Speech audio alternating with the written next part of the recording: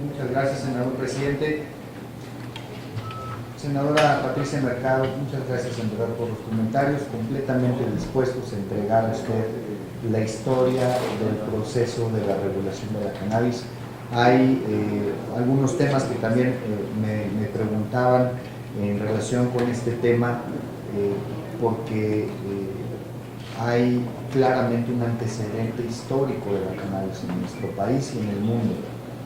Y la cannabis, como bien lo mencionaba inicialmente, es una planta que por decisiones de política pública estuvo prohibida por 90 años en nuestro país, cuando en la farmacopea de los Estados Unidos mexicanos, que es previa incluso a nuestro Estado Constitucional del 17, ya existía en 1846 como una planta, como un compuesto que se entregaba en las boticas, en las trastiendas.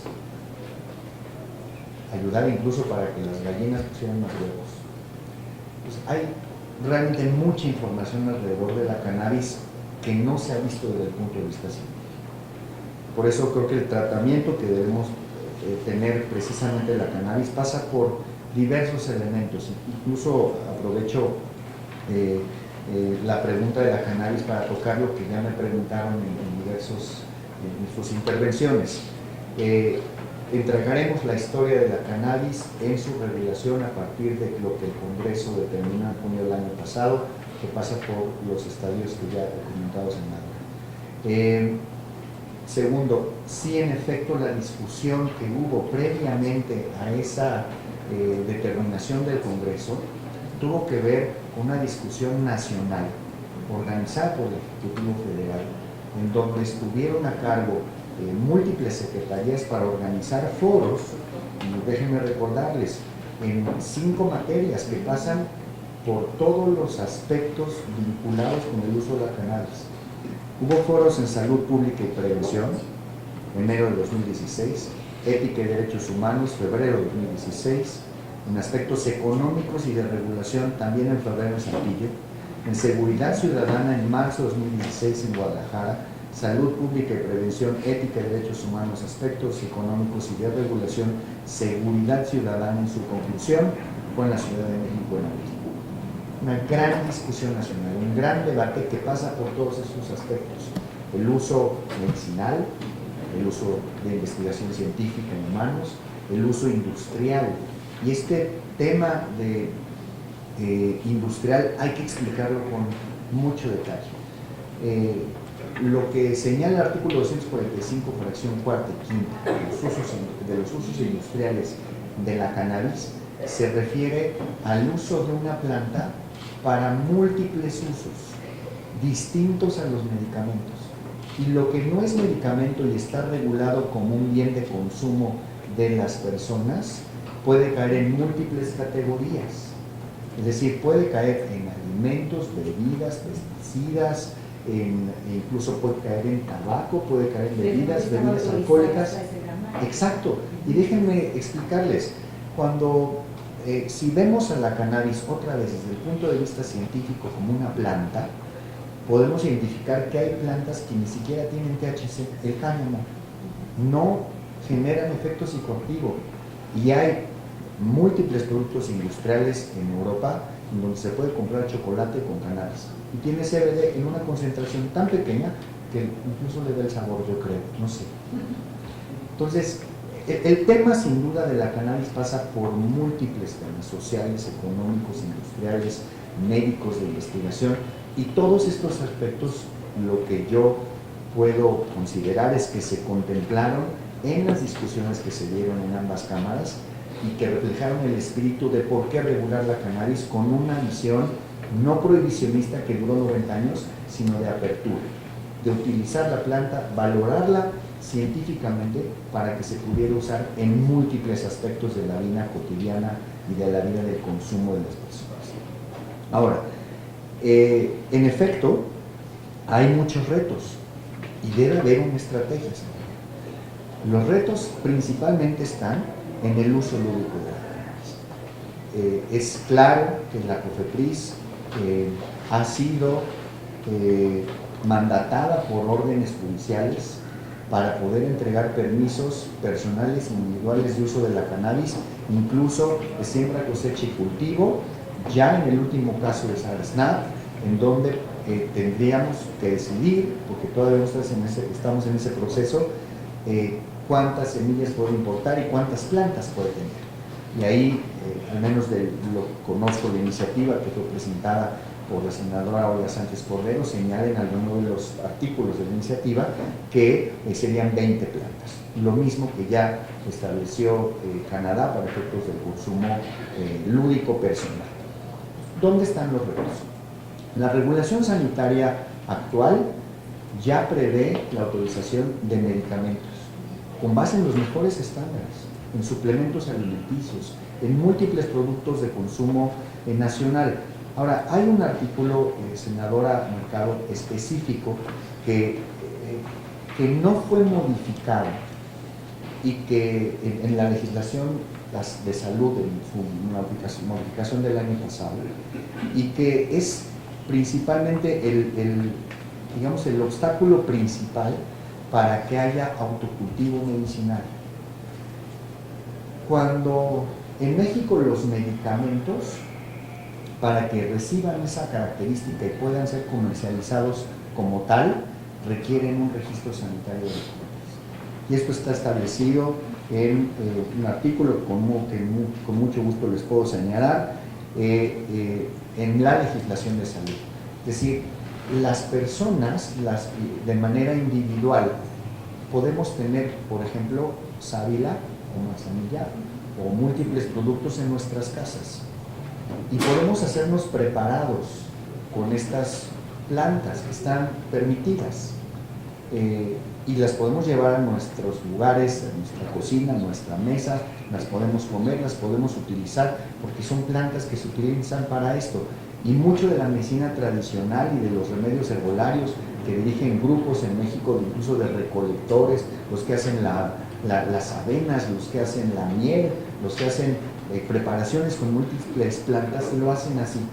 Pero para poder comercializar medicamentos se requiere un registro sanitario, el artículo 221 de la Ley General de Salud. ¿Cuáles son las preocupaciones en ese sentido? Y por eso hay que legislar en materia de autocultivo, porque las preocupaciones están en los efectos negativos del consumo de una planta que sin duda en algunas variantes puede tener efectos nocivos a la salud. Y coincido, por supuesto, en que hay preocupaciones en materia de salud respecto a la cannabis. Si la tenemos en nuestra casa, en el traspatio, no podemos hacer medicamentos considerados como tal por la regulación sanitaria y menos para efectos de su comercialización. Es una regla que está en la legislación de salud y no fue modificada. Por eso el autocultivo no lo puede autorizar la COFEPRIS, estará violando precisamente ese artículo. Ahora, ¿hay preocupaciones en materia de salud respecto del consumo de la cannabis? Sin duda. La cannabis puede contener múltiples toxinas que, si bien en efecto no existe una dosis letal, lo que han ustedes dicho, sí tiene preocupaciones en materia de salud. Pensemos que se tiene una planta en el traspatio, una cannabis índica o una sativa índica que tiene altos contenidos de THC. Bueno, eso va a estar ahí a la disposición de cualquiera. Y es correcto, incluso en una perspectiva no prohibicionista, es correcto, pero de ahí a que se pueda considerar que es un medicamento, hay un paso, y ese es uno de los retos, que tiene que ver con la legislación de la agricultura. Habría que considerar la planta para fines de autocultivo medicinal con reglas que pudieran ser flexibles, que pudieran ser adecuadas, orientadas al paciente, pero cuidando, por supuesto, la salud de las personas. Ahora, la estrategia respecto de los 10 casos y los que vienen hacia adelante, sin duda, lo que hay que hacer es, desde el punto de vista de la autoridad sanitaria, cumplir con el mandato de las órdenes judiciales, de la Corte y de los tribunales federales. Van a venir muchos más. Y ahí es en donde de manera individual vamos a estar resolviendo, como lo hemos hecho acá, de manera evolutiva, incluso en los permisos, qué pasó con la semilla. En el primer permiso no estaba incluso considerado el tema de la semilla, ustedes lo conocen. En el último sí, la Corte resolvió que se debería dar un tratamiento a la semilla. y la solución ha sido, y así será para el caso de Sara Snap, que la semilla tendrá que provenir de un lugar legal donde se pueda comercializar legalmente. Entonces, hay retos donde se tiene que legislar, sin duda. El autocultivo no quedó dentro de la legislación, no se modificó su artículo, no lo podríamos transmitir a un lineamiento, estaría violando la legislación, y sí me parece que es un asunto que tiene gran exigencia personal de los pacientes. Los hemos escuchado y sabemos que tienen sin duda una exigencia legítima para atender a sus pacientes, para atender su salud. Senador Ávila, muchas gracias por la pregunta. En efecto, tenemos pues que agilizar la normatividad para que se pueda producir y elaborar cannabis medicinal. Vamos a estar atendiendo de manera permanente a todos y cada uno de los solicitantes, pacientes, personas que quieren hacer incluso desde lo pequeño, cumpliendo con lo básico sanitario para poder utilizar la cannabis para esos fines medicinales. Hay que recordar que los productos que hoy se utilizan, como en el caso de la niña Grace, la hija de Raúl Elizalde, los productos que se utilizan son suplementos alimenticios sin THC, son suplementos alimenticios con un porcentaje importante de CBD, con una concentración que genera efecto terapéutico y ayuda a los niños con epilepsia infantil a tal magnitud que la niña Grace tenía un poco más de 300 eventos de epilepsia diarios, y hoy se ha reducido a menos de 20. Hay un impactante avance en esto, y por tanto los lineamientos del senador Ávila ya permitirían que el día de mañana se presentaran consulta de clasificación para suplementos alimenticios producido en México con insumos.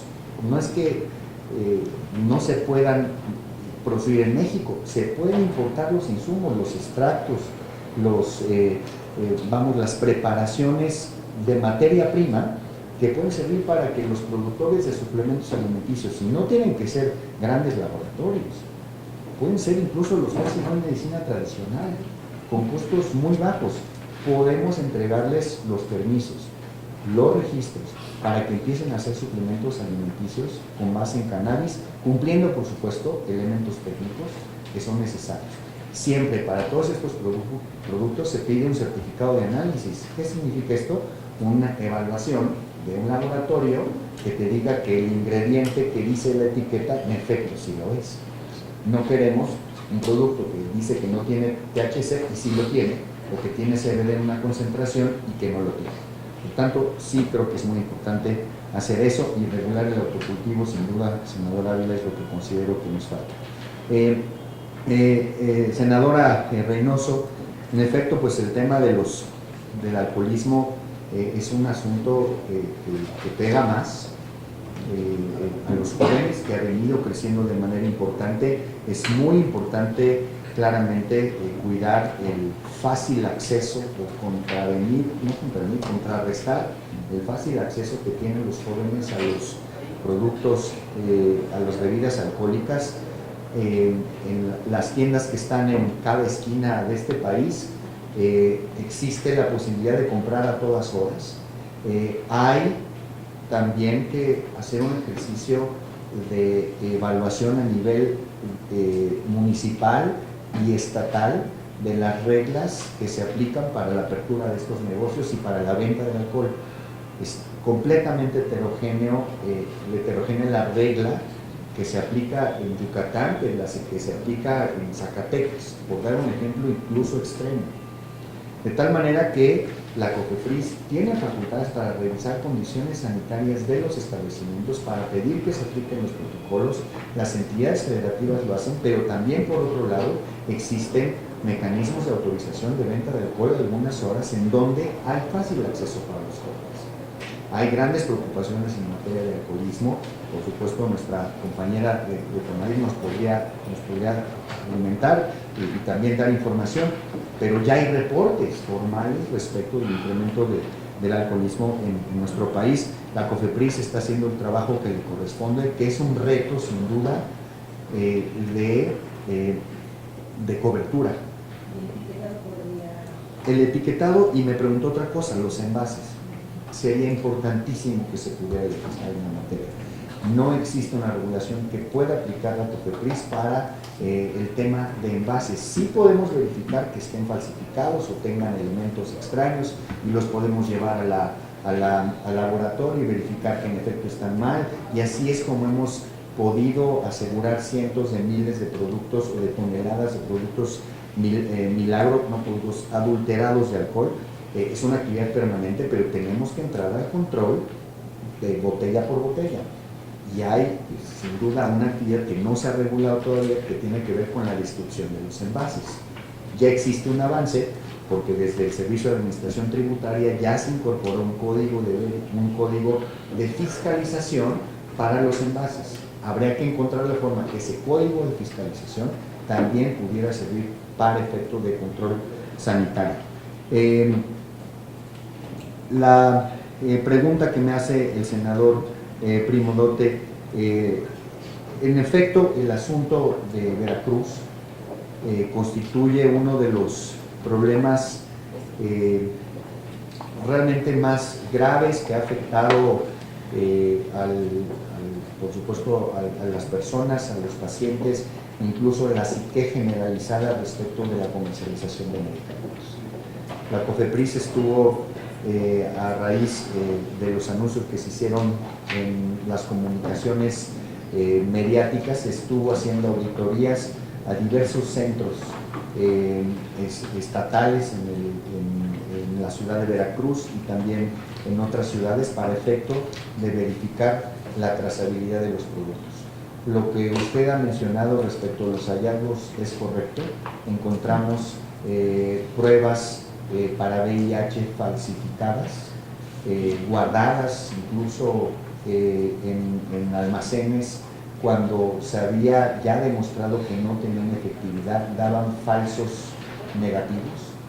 Y esto es un problema que claramente no solamente involucró una auditoría documental de trazabilidad de medicamentos de la COFEPRIS, en donde el resultado fue que son falsos y fueron comprados por el Estado sin registro sanitario, y que tuvo un efecto en la salud, sin duda cruel para las personas que pudieron haber estado en contacto con esos dispositivos médicos falsos. Los denunciamos ante el Ministerio Público, son denuncias que están en proceso y es una actividad que está reportada en un informe muy completo de la COFEPRIS que les podemos entregar con mucho gusto. Respecto del agua oxigenada, encontramos solamente datos de que había medicamento falso no aplicado. No encontramos información alguna, porque además muchos datos desaparecieron, no los encontramos en los expedientes, no los encontramos en las gavetas, no los encontramos en la auditoría respecto de la existencia de más dosis, como se había mencionado inicialmente. No pudimos concluir que se hubiera aplicado medicamento falso, como se mencionó inicialmente en este tema, pero sin duda presentamos las denuncias sanitarias. Hay múltiples irregularidades, la que usted menciona respecto del tema de los medicamentos caducos también lo encontramos, también se denunció, es una irregularidad sanitaria y por tanto a partir de ahí se trabajó con la Autoridad Sanitaria del Estado para empezar a corregir mediante planes de remediación. A la segunda pregunta del senador Primo Dote respecto de los OGMs. En el mundo los productores transnacionales de alimentos, como es el caso de esta empresa que usted mencionó, los productores incluso también de organismos genéticamente modificados, tanto en alimentos como en productos del campo, pueden tener sin duda errores, porque las producciones tanto en la industria farmacéutica como en la de alimentos, en las plantas se otorga un certificado que es una fotografía del momento. Al día siguiente en una planta de alimentos o en una farmacéutica entra un trabajador con una gota sucia y se puede generar un riesgo de salud. Los casos como el que usted menciona de la detección de glifosato en algunos lotes vinculados con la producción de esta empresa, no la tenemos dentro del conocimiento de COFEPRIS, lo vamos a investigar y con mucho gusto puedo entregar el reporte del inicio de actividades en esta materia. Respecto de alimentos procedentes del extranjero que provienen de modificaciones genéticas, claro, hay que tener mucho cuidado en los productos que ingresen al país. Nosotros tenemos una vigilancia permanente de los alimentos que ingresan a nuestro país. Existen reglas, normas aplicables al contenido que pueden tener en concentraciones. Hay al menos dos normas que les aplican. Uno, el de los, es un acuerdo de aditivos que contempla las dosis máximas de ingesta que puede tener un alimento y dependiendo del contenido de aditivos, que son sustancias que se les agregan, como los que menciona, por ejemplo, que podrían ser algunas modificaciones genéticas. Existe mucha información al respecto, senador, y con mucho gusto podemos hacerle un reporte y entregar no solamente la normativa aplicable, sino cómo la aplicamos, cómo lo revisamos en plantas productivas de alimentos en México, la coordinación que tenemos para efectos de revisión sanitaria con el Servicio de Administración Tributaria, y no solamente si pasan al interior del país, tenemos verificaciones específicas en materia de alimentos. Esta es una actividad permanente que tenemos. La pregunta del senador Américo Villarreal Anaya, muchas gracias, senador. El uso lúdico presenta sin duda problemas de salud. Es conocido que, por ejemplo, el uso de la marihuana en población urbana de 12 a 65 años se duplicó entre 1988 y 2011. Aumentó en 55% entre 2002 y 2011. 55% en ese periodo.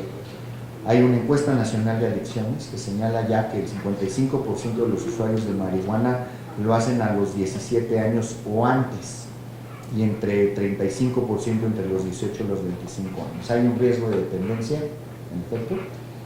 Puede ser dañino para la salud, en efecto. No se necesitan morir personas para que consideremos que existe un riesgo a la salud, pero también es muy importante hacer ese equilibrio de evaluación que usted lo menciona, señor.